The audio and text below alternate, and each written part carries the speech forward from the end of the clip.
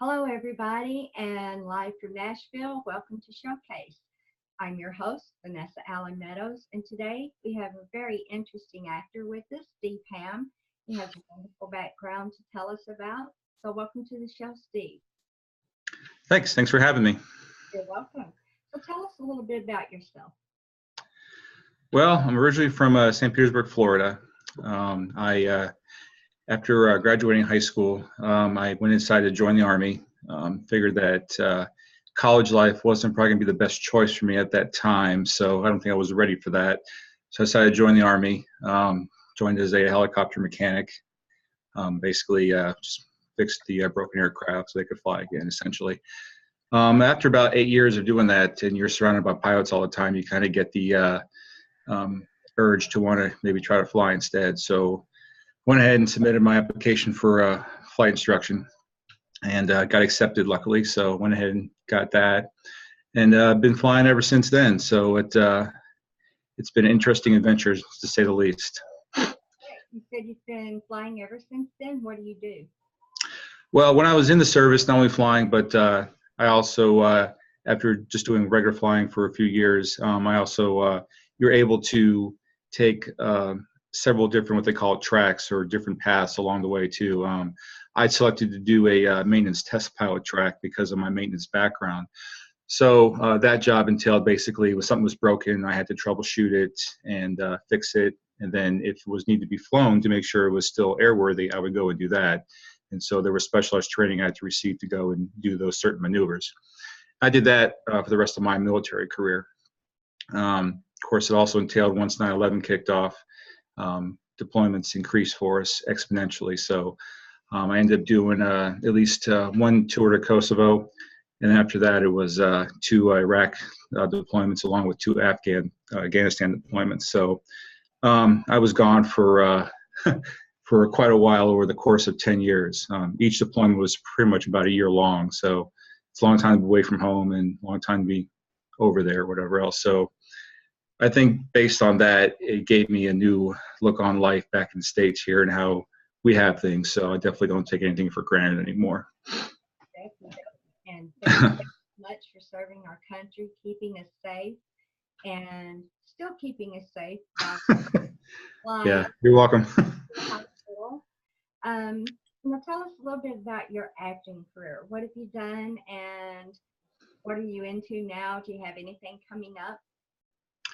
I've done a lot. I guess I can backtrack on this and how that whole thing got started, because that's kind of an interesting thing as well. Just before I retired out of the service, I just kind of had I guess, a little bug to see, hey, let me try this acting thing. So I went and looked up a workshop and attended a weekend workshop one day, or one weekend. And this was run by a guy who used to be a full contract soap opera player. And so I went there and did that. And basically we did cold reads for two straight days. Anyone's not familiar with a cold read, basically you get a script that you've never seen before, and you have to act it out as best you can. It's based on what you're reading and pretty much what your mind is thinking at the time. So a lot of times you can go in auditions doing cold reads like that. So, but we spent 2 days doing that, and I guess it just kind of, I don't know, being able to portray someone else for a period of time and just kind of being in a movie scene just was very liberating. So I was like, oh, this seems like really cool. But of course, anyone knows who's going to go in the acting world, you don't get paid anything at first. It takes time to develop your craft and before you can actually start getting paid for doing this thing. So I realized quickly that I had to find a day job, basically, when I got out of the service. So, which led, of course, to me moving to Ohio, which, now I'm a life flight helicopter pilot. So that's very unique as well. But once I did that workshop and I got up here to Ohio, I went to an open call for a local agency and auditioned for them. And I think basically based on looks, personality, and a bunch of other things, they decided to take me on as a client. So I signed with them. And I've just been doing things ever since. Some commercial print work, and mostly, though, it's been independent film projects. So, but most recently, my biggest thing, which really I didn't have even the speaking part in there, though, but I ended up being a uncredited featured extra in the Bruce Willis movie Acts of Violence. So I'm pretty excited about that. Yeah, that's kind of a cool story real quick, is that I was actually only supposed to be one of the background extras playing a detective, and me and this other girl were just placed on like this sidewalk path of the set, and just told to pretend like we're sharing notes with each other, which is what we did. Then a few minutes later, one of the assistants came by and said, "Hey, follow me," and they put us up on the porch of this house. And come to find out that the director had just decided to use us to escort out the main actors out of the house for the final scene. So we shot that, 3 or 4 times, and I didn't even know if I was me in the scene or not. So I didn't say anything on social media or anything like that, because I didn't want to jinx myself. And then a few weeks ago, director friend of mine, she asked me, said, "Hey, were you in this movie?" I'm like, maybe. And then she sent me a screenshot, and then she also sent me a copy of a clip because she saw it on TV, and I was like, "Oh wow, I did make it." So that I've been riding those waves for a little bit, but that was probably the highlight of my acting career so far. Even though I didn't have any lines and it's uncredited, but that's fine. Just the experience of being on a big set like that and with some named actors is pretty cool. Yeah, it's always nice to get upgraded from an extra in the background to being put in the foreground. So, do you have anything coming up for us to watch? I do. Actually, I got booked in a lead role with your project, as a matter of fact. So thank you for that. I am looking forward to coming down to Nashville, hopefully sometime this month and then next month, and then start filming that. So that'd be really cool. I do appreciate it. Thank you. Um, Other than that, just been other independent projects I've been in. There's one called Buzzing in the Garage, which you can look that up on probably Facebook. Not a whole lot of dialogue, but it's kind of a depressing, unfortunately depressing project that I did with so a student film basically. So, but that was kind of cool to do. Um, there was also another one called Crisis in the Valley.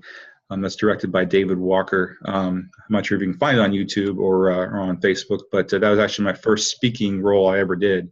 It was kind of funny how that one came about, because I was on Facebook one day and a friend of mine had posted about it, and I made a comment to her saying, "Hey, congrats that you got the role," and whatever. Next thing you know, the director had messaged me and saying, "Hey, would you be interested in a role here, because they lost, or they one of the guys they had, he wasn't available or wasn't working out for them." So he sent me this copy of the script, and I read it. I was a little shocked about it because it's a little bit racially driven, which I was like, "Oh boy." But I'm like, "Yeah, sure, why not?" So I went out there and shot it, and it was a good time, like I said. But it was my first speaking role in the film, so had to get the script memorized down, and there's some things I probably would never say to a woman ever again based off that script. But it was a good experience.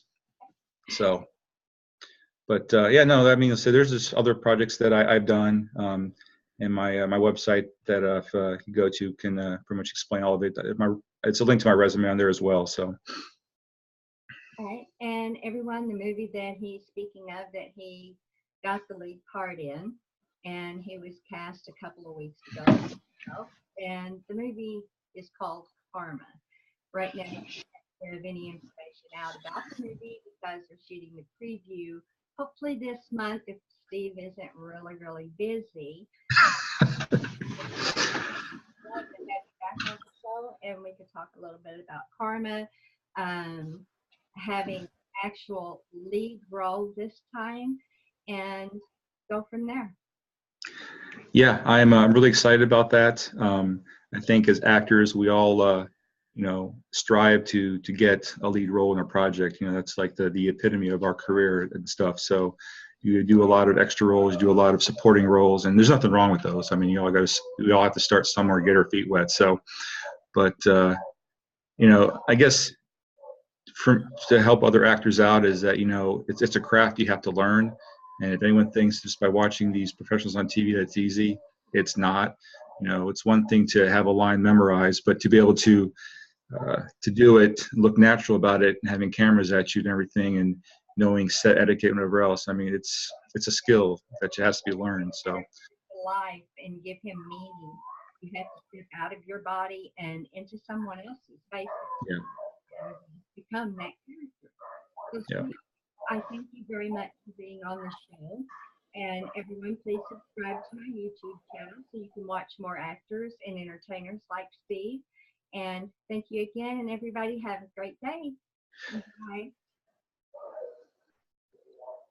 Okay, you got that? I did. I just forgot to put in my put in my website to you guys. Well, that's once it's aired, all you have to Okay. do underneath Yeah, that's right. is you go in and you type all your websites.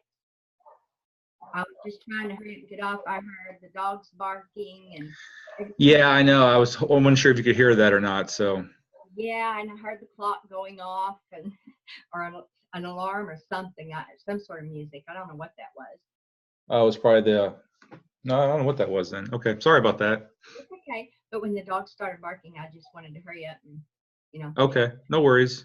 But like I said, I'll work on this, get it edited Okay, and posted. I will post it first on YouTube and then, of course, Facebook, Instagram, Twitter, everywhere.